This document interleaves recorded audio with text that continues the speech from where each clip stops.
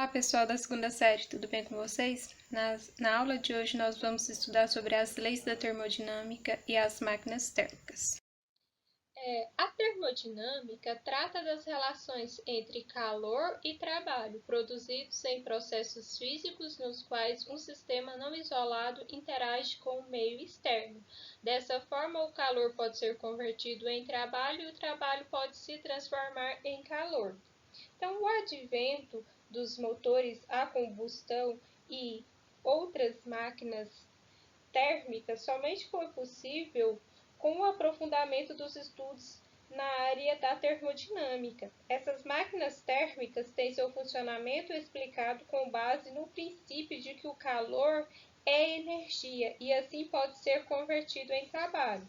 Nas primeiras máquinas a vapor, a queima de um combustível, que era geralmente o carvão, gerava o calor e aquecia e vaporizava determinada massa de água. O vapor acionava uma turbina que poderia produzir movimento ou energia elétrica. Atualmente, nos automóveis, o motor a combustão é também um exemplo de máquina térmica, na qual a rápida expansão dos gases após a explosão movimenta pistões e transmite movimento para o carro. Então, a termodinâmica ela é muito aplicada no nosso dia a dia, principalmente nas máquinas térmicas. Como um exemplo, nós temos o motor do carro. Trabalho realizado por um gás. Então, nós temos aqui um cilindro.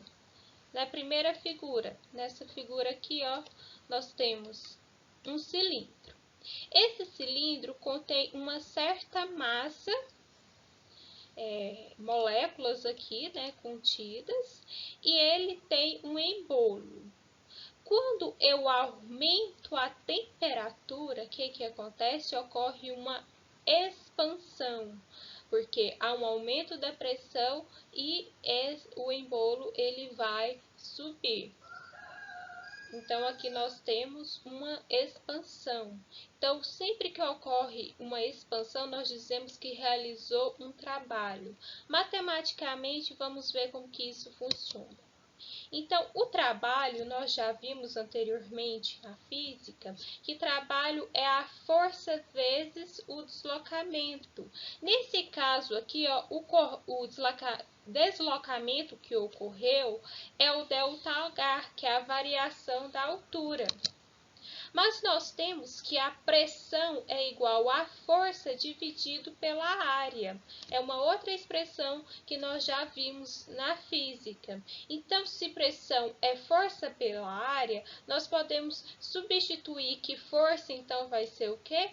Força vai ser área vezes a pressão. Então, nós temos que força é a área vezes a pressão. Substituindo na equação, então, o trabalho vai ser a pressão vezes a área vezes a variação da altura. Mas o que seria área vezes a variação da altura? É a variação de volume. Então, nós temos que o trabalho vai ser pressão vezes a variação de um volume.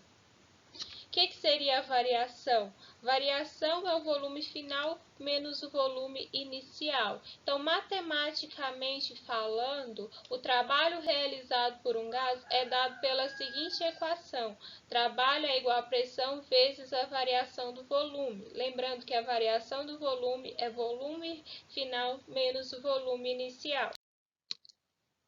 Vamos fazer um exemplo. Exemplo 1. Em um processo, a pressão constante de 2 vezes 10 elevado à quinta newtons por metro quadrado, um gás aumenta seu volume de 8 vezes 10 elevado a menos 6 metros cúbicos para 13 vezes 10 elevado a menos 6 metros cúbicos. Calcule o trabalho realizado pelo gás. Então, nós temos essa equação aqui, o trabalho realizado pelo gás é igual a pressão vezes a variação do volume. Substituindo os valores, nós temos que a pressão é de 2 vezes 10 elevado à quinta, o volume final foi de 13 vezes 10 elevado a menos 6, menos 8 vezes 10 elevado a menos 6. Fazendo a subtração, 13 menos 8 vai ser 5. Então, 2 vezes 5, 10. 10 elevado a... Aqui nós conservamos a base e subtraímos o expoente, né? Então, vai ficar 10 a 5 menos 6 menos 1. Então, como tinha dado 10, vou caminhar uma casa, vai ficar um trabalho de 1 joule. Então, fique atento, porque na expansão, quando você aumenta a temperatura e ocorre uma expansão, ou seja, o embolo ele sobe, o gás realiza um trabalho. Então, o volume final é maior que o volume inicial e o sinal do trabalho é positivo, é maior que zero. Se ocorre o contrário, na compressão, ou seja, se o volume final é menor que o volume inicial, nós temos que o sinal do trabalho é negativo, ou seja, o gás recebe um trabalho do meio exterior. Então, o trabalho ele pode ser calculado pela área. Então, é possível representar a transformação isobárica de um gás através de um diagrama de pressão vezes um volume. Então, aqui nós temos, né, a representação de uma transformação isobárica. Lembrando que uma transformação isobárica é aquela em que a pressão se mantém constante. Observe aqui no gráfico, no diagrama, que a pressão ela se mantém constante. Então, o trabalho é numericamente igual à área, num gráfico da pressão em função da variação do volume. Então, o trabalho, nesse caso aqui, corresponde a essa área. Pessoal, então vamos ver o primeiro princípio da termodinâmica, ou primeira lei da termodinâmica. Então, a primeira lei da termodinâmica constitui-se no princípio da conservação de energia. Isso significa que o valor da energia de um sistema é constante, não podendo ser criado ou destruído, apenas transformado. Assim, se uma máquina térmica receber, por exemplo, 20 joules de energia elétrica, parte será transformada em calor e parte da energia em energia mecânica. A soma das energias térmica e mecânica é de 20 joules. Então, nós vamos lembrar do princípio da conservação da energia. Nada se perde, nada se ganha, tudo se transforma. Apesar de válida para qualquer sistema, vamos aplicá-la ao estudo do comportamento dos gases ideais, pois a primeira lei da termodinâmica relaciona a energia interna de um gás ao trabalho realizado ou sofrido por ele e o calor trocado com o ambiente. Matematicamente falando, variação da energia interna, que é igual ΔU, é igual o calor menos o trabalho. Ok? Então, a primeira lei da termodinâmica, ela está fundamentada na lei da conservação da energia e diz que a variação da energia interna é igual o calor menos o trabalho. Então, a variação da energia interna de um sistema é a resultante da diferença entre a quantidade de calor trocada com o meio externo e o trabalho realizado no processo termodinâmico. Então, na primeira lei da termodinâmica, se recebe calor, vai realizar um trabalho e há um aumento da energia interna. O sinal do calor, trabalho e variação da energia interna é maior que zero. Se o sistema ele cede calor, significa que ele está recebendo um trabalho, há uma diminuição na variação da energia interna e o sinal de calor, trabalho e variação da energia interna é menor que zero.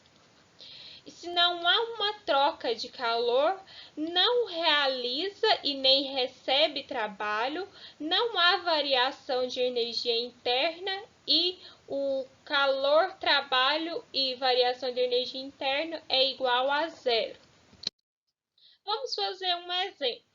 O gráfico abaixo ilustra uma transformação 100 moles de um gás monoatômico recebe do meio exterior uma quantidade de calor de 18 vezes 10 à quinta joules. Dado a constante dos gases é igual a 8,31 joule por mol vezes Kelvin. Então, aqui nós temos um gráfico e de pressão por volume. Então, na letra A, ele pede o trabalho realizado pelo gás. Para a gente calcular o trabalho realizado pelo gás, nós vamos utilizar a figura do gráfico. Então, o gráfico anterior, ele apresentava a figura de um trapézio. Então, o trabalho realizado pelo gás é dado pela área do trapézio sob a curva do gráfico. Logo, a área do trapézio é igual a base maior mais base menor vezes a altura dividido por 2. Substituindo os valores, a base maior é 6 vezes 10 elevado à quinta, mais 3 vezes 10 à quinta, que é a base menor, a altura é de 1 dividido por 2. Realizando essa operação matemática, nós temos que a área vai ser igual a 4,5 vezes 10 à quinta joules, ou seja, eu tenho um trabalho de 4,5 vezes 10 à quinta. A variação da energia interna do gás.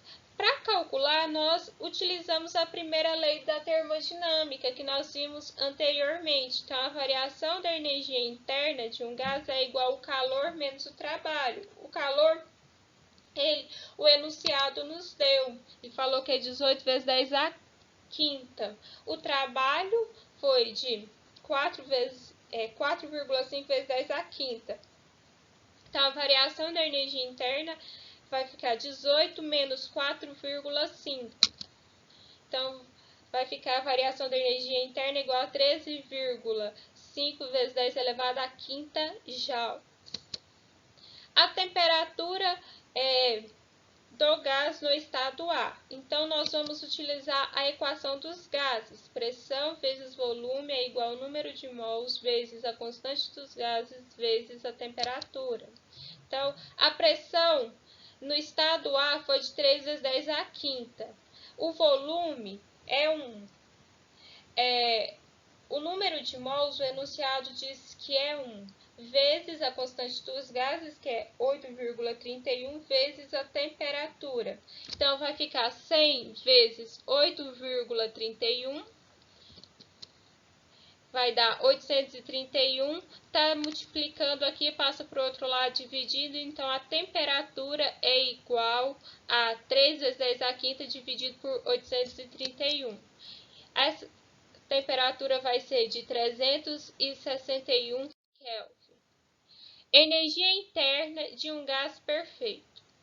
De acordo com a teoria cinética dos gases, a variação da energia interna de determinada massa gasosa é a função única e exclusiva da temperatura absoluta. Então, o que vai determinar na variação da energia interna, o que altera a energia interna é a temperatura. Assim, temos as seguintes situações possíveis em uma transformação gasosa. Então, se a temperatura absoluta aumentar, então nós temos uma variação da energia interna maior que zero. Se a temperatura absoluta diminuir, então nós temos que a variação da energia interna é menor que zero. Se não houver variação da temperatura, então a variação da energia interna é igual a zero, ou seja, não ocorrerá variação da energia interna em uma transformação gasosa. Então, nós podemos calcular a variação da energia interna através dessas duas equações aqui, ó. Variação da energia interna é igual a 3 meios de nRT, ou 3 meios de P vezes V, pressão vezes volume. Vamos fazer um exemplo. Em um recipiente adiabático são colocados 3 moles de um gás diatômico ideal a uma temperatura de 500 Kelvin. Qual é a energia interna desse gás? O dados, né, igual a constante dos gases é igual a 8 vezes 8,31 joules por mol vezes Kelvin.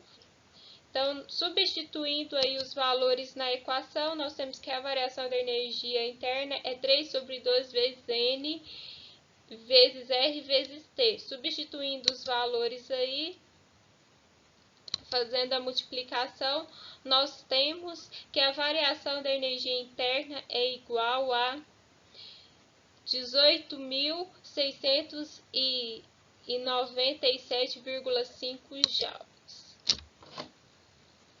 Pessoal, então agora vamos falar do segundo princípio da termodinâmica, ou da segunda lei da termodinâmica. Ela tem dois postulados. O primeiro diz que o calor ele não passa de forma espontânea de um corpo de menor temperatura para outro que esteja em temperatura mais alta, ou seja, o calor ele sempre vai fluir de forma espontânea do corpo que tem em maior temperatura para o corpo que está em menor temperatura. O segundo ponto aí é que a segunda lei da termodinâmica diz que é impossível construir uma máquina térmica que opere em ciclos e transforme integralmente em trabalho todo o calor que recebe, ou seja, é impossível ter 100% de rendimento, sempre vai ter uma dissipação. Então, esse é o segundo ponto aí da segunda lei da termodinâmica. Então, nós temos aqui, ó, essa ilustração, esse esquema. E nós chamamos de uma fonte quente, né, o T1. Então, ele sempre vai fluir para uma fonte fria. Então, uma máquina térmica, em que Q1 é a quantidade de calor fornecida para a máquina, T é o trabalho obtido e Q2 é a quantidade de calor perdida. Então, o trabalho sempre vai ser a quantidade de calor recebida, né, fornecida para a máquina, menos a quantidade de calor perdida, dissipada. Então, podemos chamar de rendimento de uma máquina a relação entre a energia utilizada como forma de trabalho e a energia fornecida. Então, o rendimento representado por essa letra aqui é igual ao trabalho dividido pela quantidade de calor fornecida pela fonte de aquecimento. Vamos fazer um exemplo. Então, uma máquina térmica trabalha entre duas fontes com temperaturas de 27 e 127 graus Celsius, segundo o ciclo de Carnot, retirando em cada ciclo 800 joules da fonte quente.